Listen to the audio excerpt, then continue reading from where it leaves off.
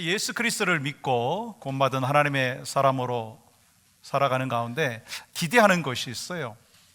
어떤 기대느냐면 내 삶이 좀 순탄할 것이다, 그런 기대하는 마음이 있습니다. 그런데 현실은 어떤가요? 하나님 더 잘 믿고 하나님 안에서 열심히 살려고 할 때 때로 어려움이 찾아오더라고요. 시험을 만나기도 하고 핍박을 당하기도 합니다. 사람들의 오해를 받기도 하고 비난의 소리가 들려올 때도 종종 있는 것이 우리의 삶의 현실입니다. 이런 일들이 있으면 우리는 어떻게 생각합니까? 또한 어떻게 말합니까? 하나님 정말 살아계신 것인가요? 하나님이 살아계신데 하나님의 자녀된 나는 왜 이 모습입니까? 하나님께서 택하신 하나님의 사람인데 왜 나는 지금도 고난의 길을 걸어가고 있습니까? 질문하면서 하나님을 신뢰하지 못하고 그러면서 또한 두려움에 처해져 있는 상황이 혹시 여러분의 삶이 아닌가요?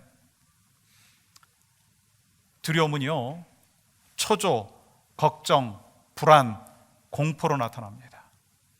사람이 먼저 초조한 마음이 생기면요, 그 다음에 나타나는 증상이 걱정이 되는 거예요. 걱정이 심해지면 불안해요. 불안한 것이 심해지면 공포심이 든다라고 하는 것입니다. 사실 우리가 살고 있는 이 시대는요, 과학 문명의 발달로 인해서 놀라운 발전을 이루었습니다. 훨씬 더 생명도 연장되었고 훨씬 더 편리한 세상 속에서 살고 있습니다. 환경은 넉넉해졌다고 이야기합니다. 그런데 살면 살아갈수록, 발전하면 발전할수록 삶의 여유는 더 없어지고 불안한 마음들이 더 많이 든다라고 하는 것입니다. 여러분 어떠신가요? 아무리 과학이 발달한다 한다 할지라도 인간의 기본적인 감정 중에 두려움이라고 하는 것은요, 자꾸 더 심해지고 있다라고 하는 거예요. 어떤 두려움이 있습니까? 질병에 대한 두려움이 있어요. 지진에 대한 두려움이 있습니다. 홍수에 대한 두려움도 있고요. 교통사고에 대한 두려움이 있습니다. 아이들이 혹시 잘못될까라고 하는 그런 두려움도 혹시 있지 않습니까? 한국에서는요, 결혼을 안 한대요. 왜요? 이혼에 대한 두려움 때문에. 실패에 대한 두려움, 레이업에 대한 두려움. 사람들은요, 자꾸 두려움 속에서 살고 있습니다. 사람에 대한 두려움, 거절에 대한 두려움. 여러분, 이러한 두려움들이 있으면요, 우리의 삶을 마비시키는 것을 보게 됩니다. 경직되게 만든다는 거예요. 부정적인 영향력을 끼친다는 거예요. 근데 안타까운 것은요, 이 공포심, 두려움으로 인해서 우리의 영혼과 우리의 마음이요, 주 안에서 기뻐해야 되는데 그 기쁨과 평안을 소멸시킨다는 거예요. 오늘 이 본문의 배경은요, 다윗이 사울을 피해서 골리앗의 고향인 블레셋 땅 가드로 도망했을 때의 일입니다. 사울 왕은 이 다윗의 반역으로 그리고 범죄자로 그렇게 몰아버린 거예요. 그래서 누명을 씌워가지고 여러 번 이 죽이려고 하는 그 시도들이 있었던 것을 우리는 너무나 잘 알고 있습니다. 결국 다윗이 왕이 되기 전까지 약 10년이라고 하는 세월을요, 도망자의 신세로 살았습니다.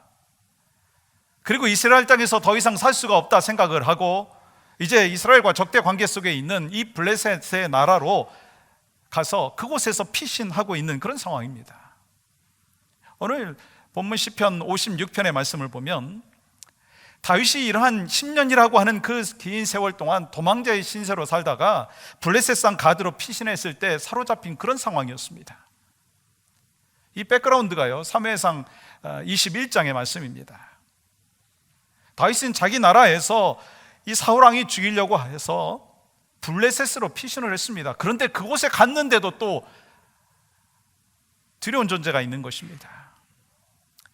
그곳에 있는 아기스 왕이 자기를 죽일까 그러한 두려움 속에서 있는 그 모습을 볼 수 있습니다. 그래서 어떻게 행동을 합니까? 13절 말씀 보면 다윗이야 미친 채 합니다.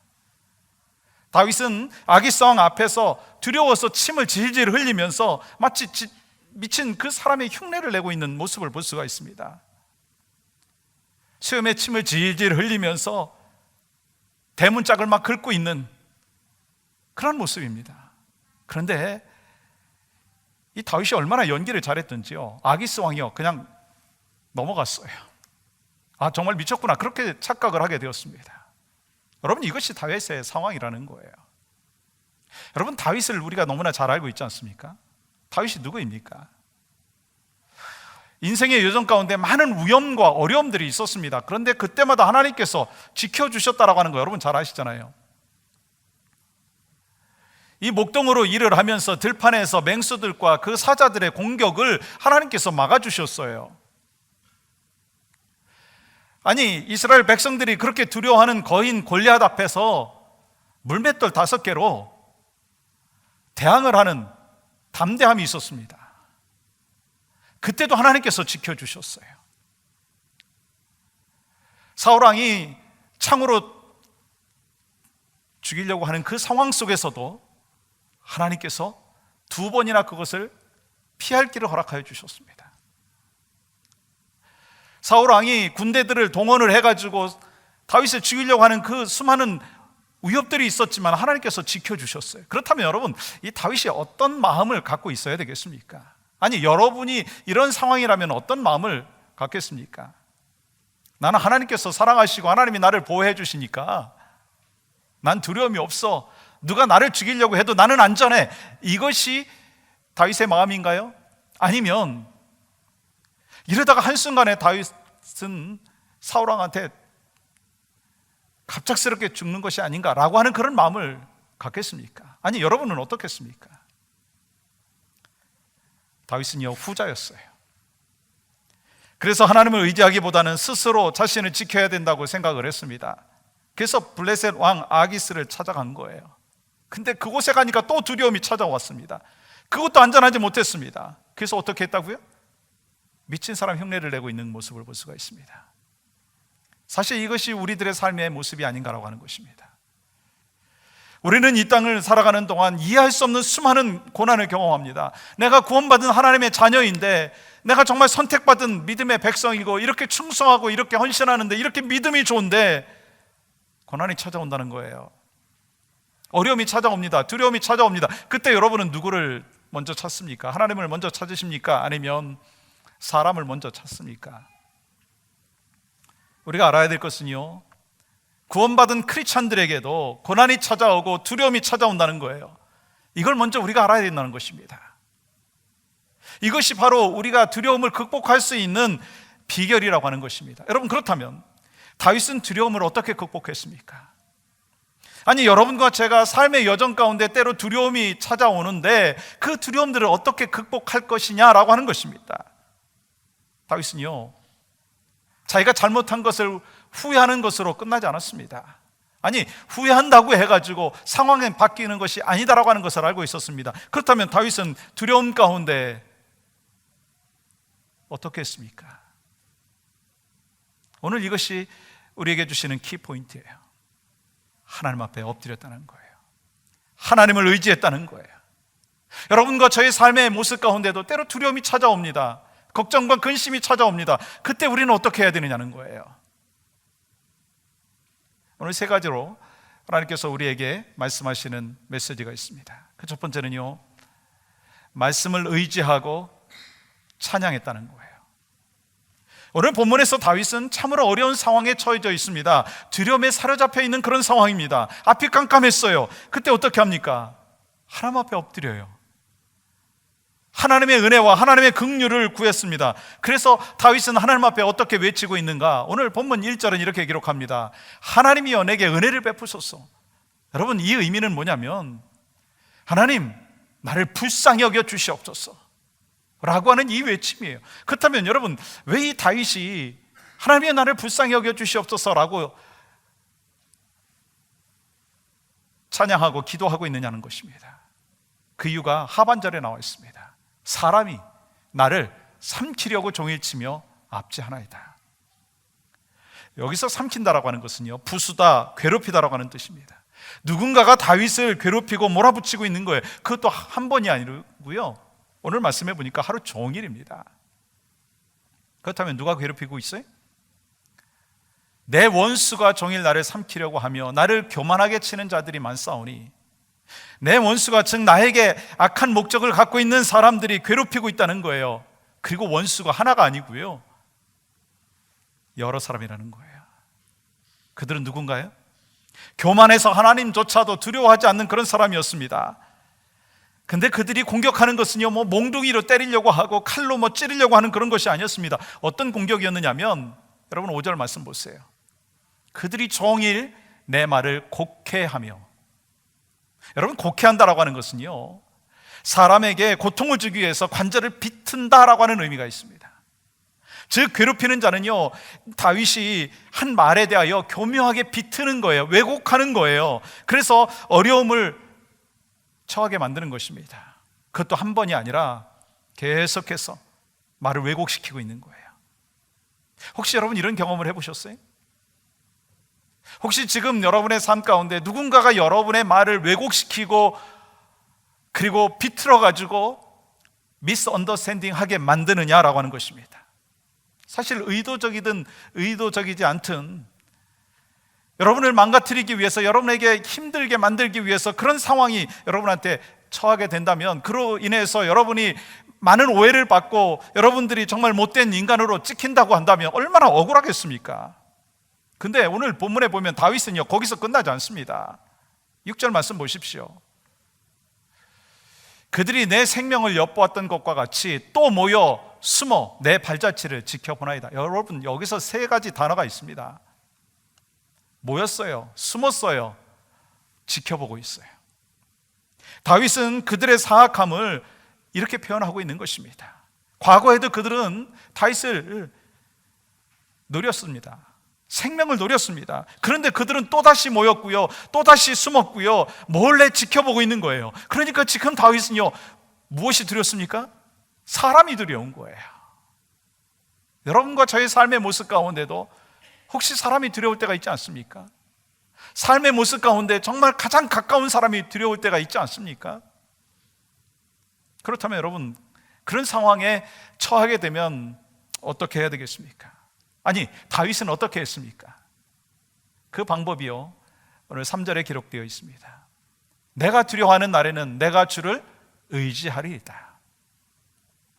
다윗은 두려움이 찾아왔을 때 가장 먼저 한 것이요, 하나님을 신뢰했다는 거예요. 하나님을 의지했다는 거예요. 그러면서 하나님을 의지하는 것이 무엇인가라고 하는 것을 말씀하고 있습니다. 4절 말씀 보세요. 내가 하나님을 의지하고 그 말씀을 찬송하올지라. 여러분 여기서 그 말씀이라고 하는 거는요, 하나님께서 함께 하시겠다고 약속해 주신 그 말씀을 의미하는 것입니다.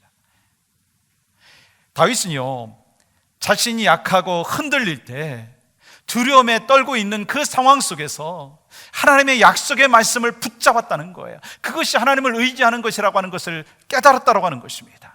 그래서 말씀을 통해서 용기를 얻었어요. 어떤 말씀이겠어요?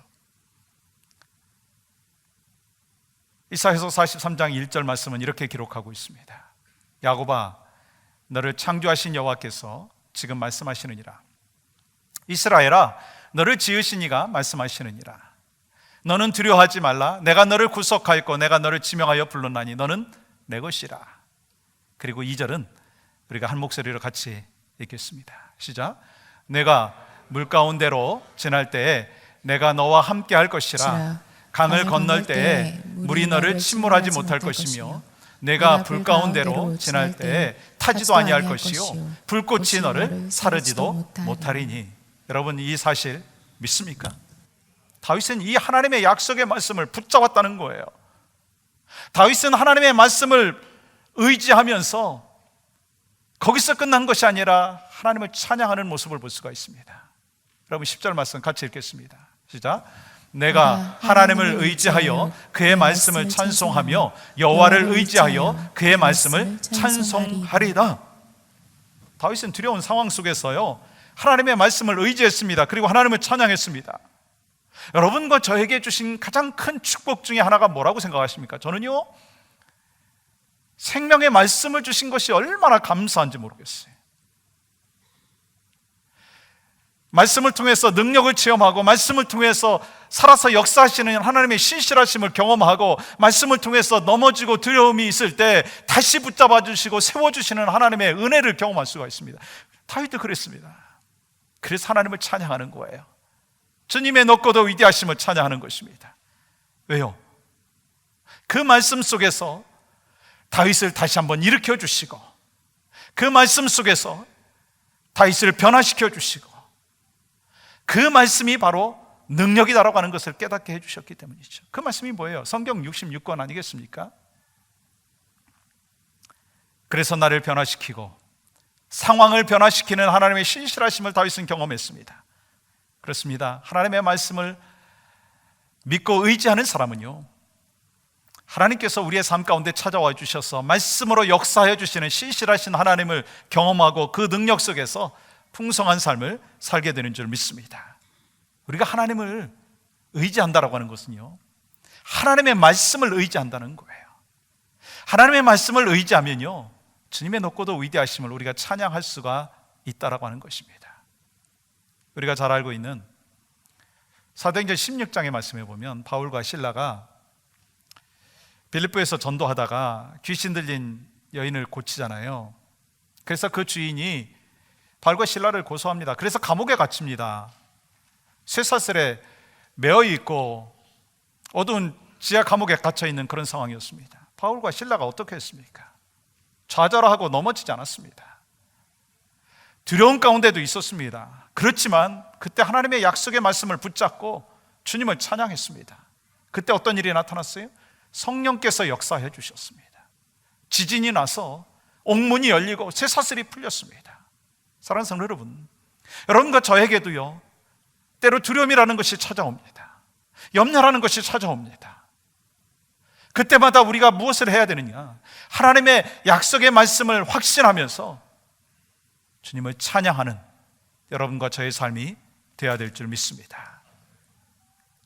또한 우리가 두려움이 찾아올 때 기도하며 확신하는 다윗의 삶을 배워야 된다고 하는 것입니다. 다윗은 하나님의 말씀을 의지했습니다. 그리고 주님의 높고도 위대하심을 찬양했습니다. 그리고 확신 갖고 기도했습니다. 먼저 다윗은 어떤 확신을 갖고 있었는지 아십니까? 8절 말씀 보시면, 나의 유리함을 주께서 계수하셨사오니 나의 눈물을 주의 병에 담으소서. 이것이 주의 책에 기록되지 아니하였나이까. 여기서 유리하다라고 하는 것은요, 이리저리 방황했다라고 하는 거예요. 어디를 가든지 사울왕이 쫓아왔고요, 블레셋에 가도요 안전하지 않았습니다. 다윗은 그러한 어려운 상황 속에서 방황하면서도요, 하나님이 도대체 뭐하고 계신 것인가, 왜 나를 버리신 것인가, 그렇게 원망하지 않았습니다. 다윗은 고난과 두려움 가운데 있을 때에도 하나님 앞에 불평하지 아니하고 원망하지 아니하고 어떻게 고백했느냐면, 하나님께서 내가 사울이 쫓아오는, 그러면서 내가 도망다니는 그 상황 속에서도 하나님이 나를 지켜 돌봐 주셨지, 그리고 그것이 바로 주의 책에 기록되어 있지, 그 믿음과 확신이 있었다는 거예요. 그리고 이 다윗은요, 자신의 눈물을 주의 병에 담아 주시옵소서 그렇게 얘기합니다. 뭐예요? 하나님께서 나의 눈물, 나의 힘겨운 삶, 나의 아픔, 이 모든 것을 하나님께서 다 씻어 주실 것을 믿습니다. 그 고백을 하고 있는 거예요. 다윗이 두려움에 쌓여져 있을 때 선택한 자리가 있습니다. 여러분과 제가 두려움 가운데 있을 때 선택해야 되는 자리가 있다는 거예요. 어떤 자리겠어요? 기도의 자리라는 거예요. 다윗은 어찌 보면 전쟁의 잔뼈가 굵은 사람이에요. 전략과 전술 능합니다. 그런데요, 그는 두려움 가운데 있을 때 하나님 앞에 나왔어요. 무릎 꿇었어요. 기도했습니다. 다윗은 하나님을 의지하며 어떻게 기도합니까? 내가 아뢰는 날에 내 원수들이 물러가리니 이것으로 하나님이 내 편이심을 내가 아나이다. 다윗은 하나님 앞에 기도하면서 하나님을 의지했습니다. 두려움에서 벗어나서 하나님께서 내 편이시다라고 하는 것을 고백하고 있습니다. 어떻게 이런 고백을 할 수 있겠습니까? 영원토록 하나님께서 나를 사랑하시고 인도하신다는 이 고백, 어떻게 그런 고백을 할 수 있었겠습니까? 하나님의 말씀을 의존하면서 하나님께서 역사하여 주심을 분명히 신뢰하면서 기도하는 거예요. 그러니까 내 연약함이 문제가 아닙니다. 지금 눈앞에 있는 두려운 상황이 문제가 아닙니다. 환경이 문제가 아닙니다. 어떤 믿음을 갖고 어떤 담대한 하나님의 사람으로 살아가느냐라고 하는 것이 더 중요하다라고 하는 거예요. 그래서 다윗이요, 하나님을 의지하고 기도하였어요. 기도했더니 하나님께서 어떻게 해주시냐면 상황을 바꿔주시고 다윗의 마음을 바꿔주시는 거예요. 여러분과 저의 삶도 마찬가지입니다. 하나님의 눈으로 보게 하시고, 기도했을 때 하나님의 눈으로 해석하게 하시고, 하나님의 눈으로 반응하게 해주신다는 거예요. 여러분, 기도는요, 우리 크리스찬들에게 있어서 가장 큰 무기 중에 하나입니다. 하나님의 능력을 공급받는 축복의 통로가 된다는 거예요. 그렇기 때문에 우리가 믿음 생활하면서도 중요한 것이 있습니다. 상황에 대해서 어떻게 반응하고 어떻게 해석하느냐라고 하는 거예요. 두 권사님이 계신데 공교롭게도 두 권사님이 같은 시기에 같은 아픔을 겪었습니다. 질병을 경험을 했습니다. A 권사님은 그 질병 속에서 감사했어요. 이 어려운 가운데 하나님 앞에 더 가까이 나갈 수 있도록 인도해 주신 것 감사합니다. 그리고 하나님 나를 치유해 주실 것을 믿습니다. 감사했어요. B 권사님은 불평했어요. 원망했어요. 하나님, 내가 하나님을 신실하게 믿는 하나님의 사람인데 다른 사람은 몰라도 왜 나에게 이런 질병을 주십니까? 불평합니다. 원망합니다. 그러다 보니까요, 육신의 병만이 아니라 마음의 병까지도 생기는 거예요. 사실 여러분과 저의 삶의 환경은요, 엇비슷합니다. 그런데 똑같은 환경 속에서도 어떤 사람은요, 감사의 마음을 갖고 어떤 사람은요, 불평의 마음을 갖는다는 거예요. 사과가 하나가 있어요. 근데 어떤 사람은 이 사과를 보면서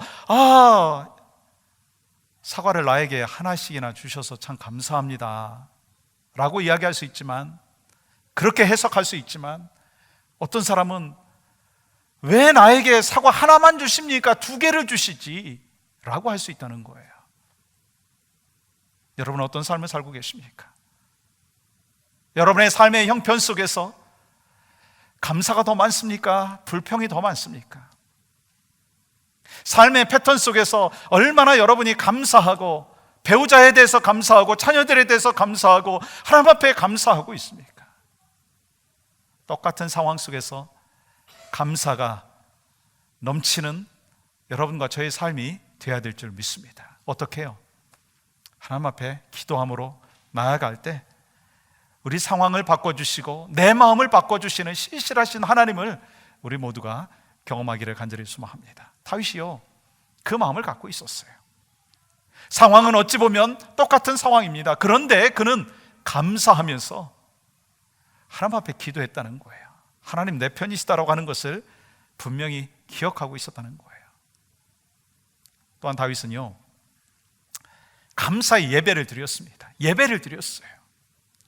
다윗은요, 하나님을 의지하면서 기도한 후에 여러분 12절에서 보시면 감사의 예배를 드렸다라고 기록하고 있어요. 여러분, 어떻게 이 감사의 예배를 이 다윗이 드릴 수 있었겠습니까? 그 이유가요, 13절에 기록되어 있어요. 이 13절은요, 우리 한 목소리로 또한 같이 받았으면 좋겠어요. 시작. 주께서 내 생명을 사망에서 건지셨습니다. 주께서 나로 하나님 앞 생명의 빛에 다니게 하시려고 실족하지 아니하게 하지 아니하셨나이까. 여러분, 다윗이 어떻게 이런 믿음을 갖고 있을 수 있었겠습니까? 사실 다윗도요, 어려움이 처해져 있을 때 두려웠습니다. 근데 다윗이 누구라고요? 이 물맷돌 하나 갖고요, 골리앗을 넘어뜨린 이스라엘의 영웅입니다. 그런데 그도요, 한순간을 두려움 속에서 있었습니다. 그런데 그 두려움에 좌절하지 아니하고 하나님 바라봤어요. 하나님의 말씀에 순종했습니다. 하나님을 의지했습니다. 그러니까 믿음을 더 견고하게 갖게 되었다고 하는 것입니다. 다윗은요, 하나님의 은혜로 믿음을 얻었어요. 여러분과 저도요, 하나님의 은혜로 믿음을 얻었습니다. 그런데 날마다 하나님을 바라보는 훈련이 없으면요, 믿음이 성장하지 못합니다. 날마다 하나님의 말씀에 순종하는 훈련이 없으면 믿음이 성장하지 못합니다. 날마다 하나님의 말씀을 붙잡고 예배하는 훈련이 없으면요, 믿음이 성장하지 못한다라고 하는 것입니다. 사실 다윗의 환경은요, 여전히 어려웠습니다. 아직도 다윗의 상황은요, 두려움이 남아있는 그런 상황이었습니다. 그런데 어떻게 하나님 앞에 감사의 예배를 드릴 수 있었겠습니까? 생명을 사망에서 건지셨다고 그렇게 어떻게 완료 시제로 쓸 수 있었겠느냐라고 하는 것입니다. 미래 상황인데 어떻게 완료 시제를 쓸 수 있고 그렇게 선포하고 있느냐는 거예요. 여러분, 이것은요, 신학적인 용어로 예언적 완료라고 하는 거예요. 무슨 말이냐면 미래에 일어날 일인데 반드시 일어날 것이라고 하는 확신, 그리고 또한 너무나도 확실한 사실이기 때문에 미래의 것을 완료형으로 표현을 하는 거예요. 다윗이 그런 믿음이 있었다는 거예요.